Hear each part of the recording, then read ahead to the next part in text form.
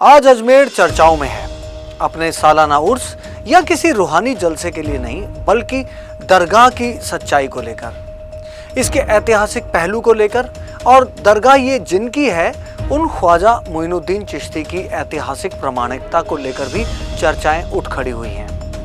देश और दुनिया की सबसे मशहूर और बेहद लोकप्रिय दरगाहों में से एक अजमेर की इस दरगाह के बारे में इस वक्त देश भर में एक जिज्ञासा का माहौल है।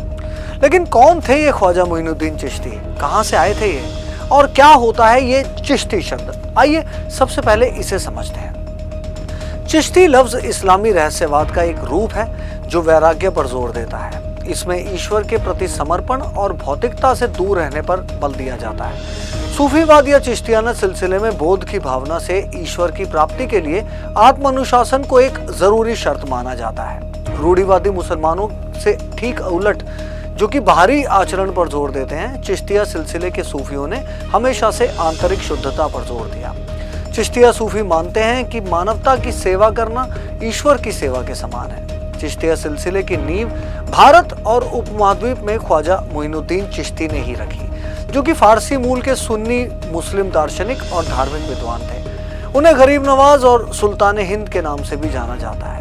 कहा जाता है कि 89 साल की उम्र में ख्वाजा मोइनुद्दीन चिश्ती ने खुद को घर के अंदर बंद कर लिया और इसी दौरान नमाज अता करते करते एक दिन अल्लाह को प्यारे भी हो गए। उनके चाहने वालों ने उसी स्थान पर उन्हें दफना दिया और कब्र भी बना दी जो उनका कमरा था जहां उन्होंने खुद को नजरबंद किया था।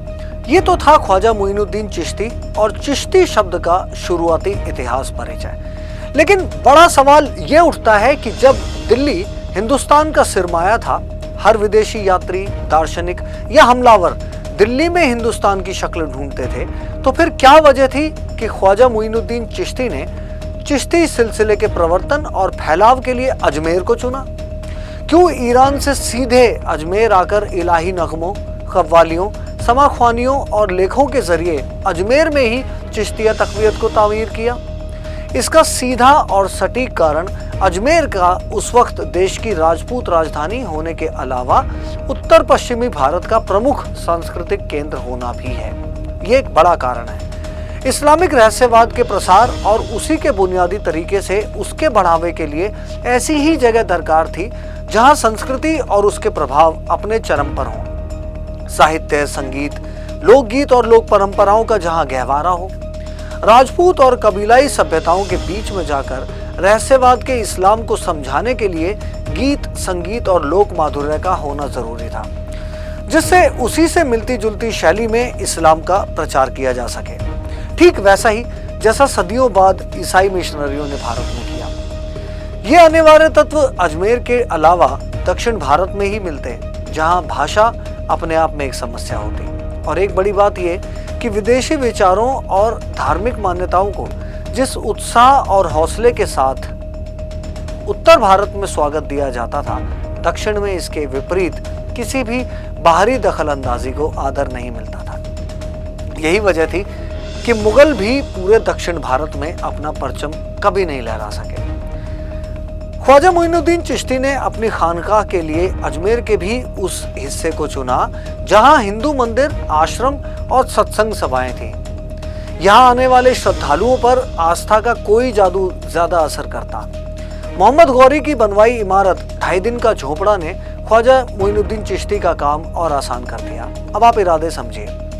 इसके बाद तो अब मोइनुद्दीन की तकरीरों और अनुयायियों की तादाद भी बढ़ने लगी और यहाँ के मंदिरों की जगह इस्लामिक मदरसों, इबादतगाहों और मस्जिदों ने ले ली जैसे जैसे वक्त गुजरता गया।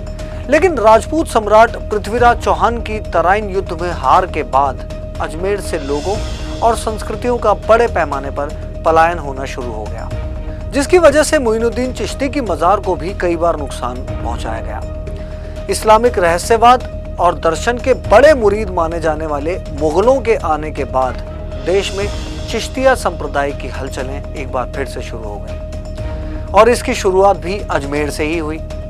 मुगल बादशाह हुमायूं ने ख्वाजा मोइनुद्दीन चिश्ती की मजार को एक बड़ी शानदार इमारत में बदल दिया जो आज हमारे सामने है। बहरहाल आज दरगाह से जुड़ा मामला अब जब अदालत में है, ऐसे में वास्तविक और ऐतिहासिक अवलोकन न्यायपालिका के हाथ में है। लेकिन प्रजातंत्र के तीनों स्तंभों की तरफ से इस बेहद संवेदनशील मसले पर अपना सटीक और निष्पक्ष व्यवहार दिखाना होगा। आप फॉलो करते रहिए इंस्टाफीड हमारी बाकी खबरों और न्यूज़ के लिए।